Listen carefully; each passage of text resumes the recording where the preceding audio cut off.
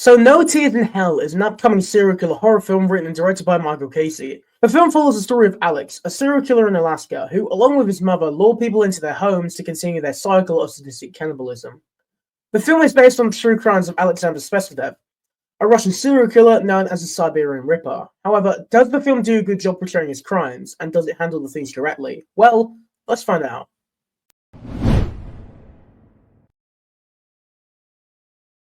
Before I get into the film, I felt it right to go over some background of the killer and his killings. The film is based on these, so I want to get some more information. Alexander Nikolaevich Spesivtsev was born on March 1st, 1970, and along with the assistance of his mother, was suspected of killing over 80 people. He grew up in an apartment in Novoskuznetsk with his mother and his abusive father. He was often an antisocial child, didn't have any friends, and would get bullied at school. His mother worked at another school and the prosecutor's office, and she would often show Alexander the crime scene photos from a very young age. In 1988, Alexander met his first girlfriend, and after she broke up with him, he committed his first killing. He kidnapped and tortured her for a month, until she died of sepsis. At the age of 18, he was then sent to the Oriel Psychiatric Hospital. Now, one thing I have got to mention is that apparently while he was institutionalized, he asked another inmate/patient there to insert a ballpoint pen or like a metal ball into his urethra to make him better, if you know what I mean.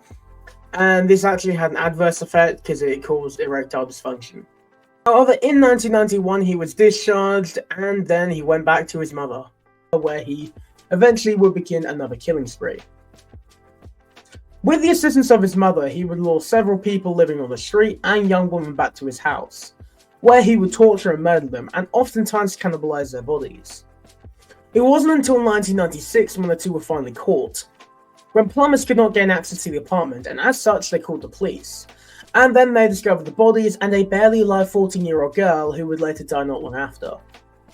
The mother and son were later prosecuted, with the mother receiving 13 years in prison and Alexander being confined to a mental hospital where, according to everything I can find, he's still confined. Now, I am saying according to everything I can find, because there is a bit in the film near the end where it does say that he was released, but I don't know if it's true, if it's just some sort of like artistic choice to say that he was released to scare the audience, or if he was actually released, but I just can't find it. So, as for now, I'm just going to say he's still confined. Hey everyone, we're about halfway through the video now, so if you are enjoying, feel free to like the video and subscribe to the channel. Let me know some movies that you'd like me to review in the comments below. I will basically check out anything as long as it's horror related and isn't literally banned in the country that I live in. But yeah, back to the video. And yeah, on to the film. The film stars Luke Baines. He brings a sort of soullessness and carelessness to Alex throughout the film.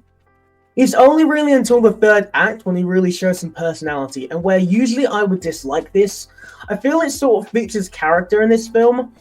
And as for the film itself, it's shot pretty well, with some really nice shots of the wildlife and the surrounding Alaskan area where the film is set.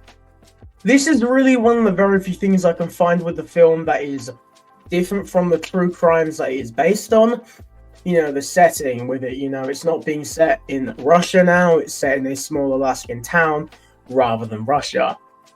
And, I guess this is to make, the probable general audience feel a bit more scared, a bit more closer to home than Russia. Segueing into a different aspect of the film, that being the kills and meat.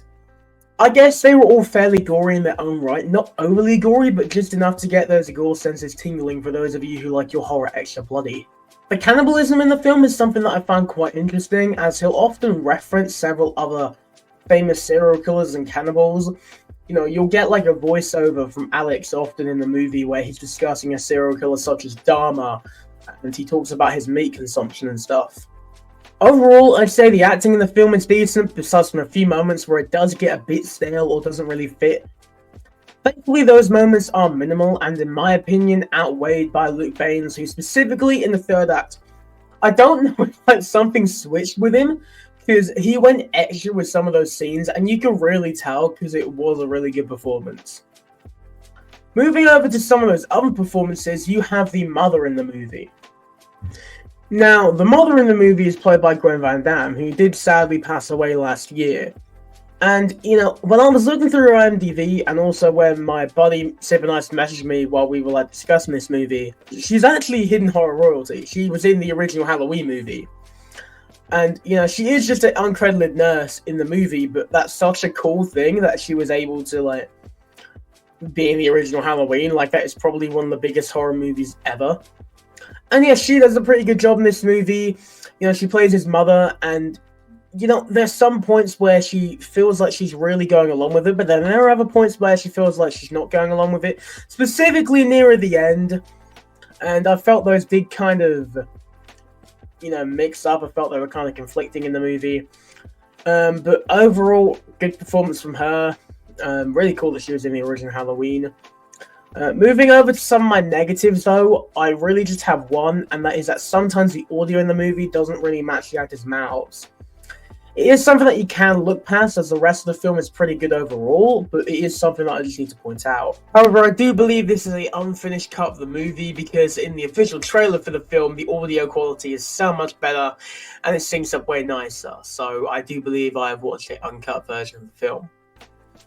Overall, No Tears in Hell is a pretty decent serial killer film. I did enjoy it for the most part. It has some decent acting, good kills, and tells the story of a serial killer that I instantly wanted to know more about.